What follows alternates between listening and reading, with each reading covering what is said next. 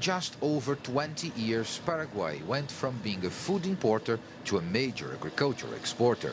According to the country's Farmers Association, it's now the world's fourth biggest exporter of soy, the sixth of corn, and also sells sizable volumes of wheat.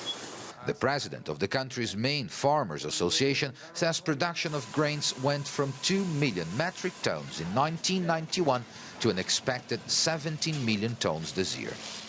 Un salto en 25, 26 años. We have managed to greatly increase agriculture production without occupying much more land. Production grew over sevenfold in the last 26 years, while the farmed area only doubled. This has to do with more technology and efficiency. The increase in production also gave rise to a thriving local industry, like this plant that processes soybeans for export and also produces flour from local wheat and pasta for the domestic market. Heavy investment in agriculture turned Paraguay into a major food producer and exporter, feeding tens of millions of people all over the world. However, inside the country, hunger and malnutrition are still problems.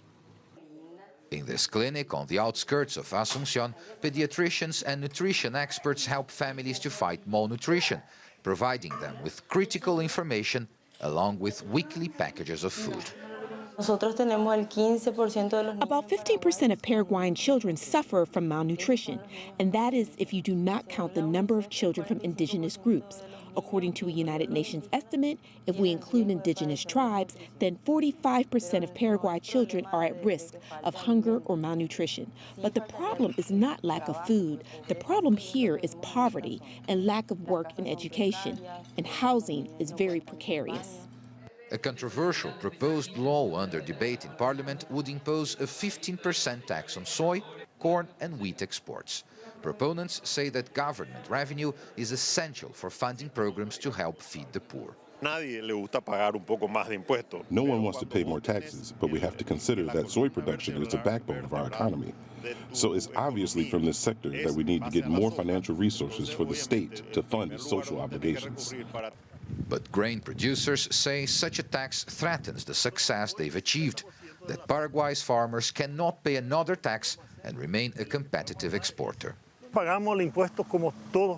We already pay taxes like everyone does. We pay income tax, value-added tax, and also indirect taxes, like on land ownership and city taxes. Now another one? No, we can't make it. The development of Paraguay's agriculture has been key for the country's economic growth in recent years. The challenge for the country now is figuring out how to balance the needs of a thriving industry with the hunger of its poorest citizens. Paulo Cabral, CGTN, Asunción, Paraguay.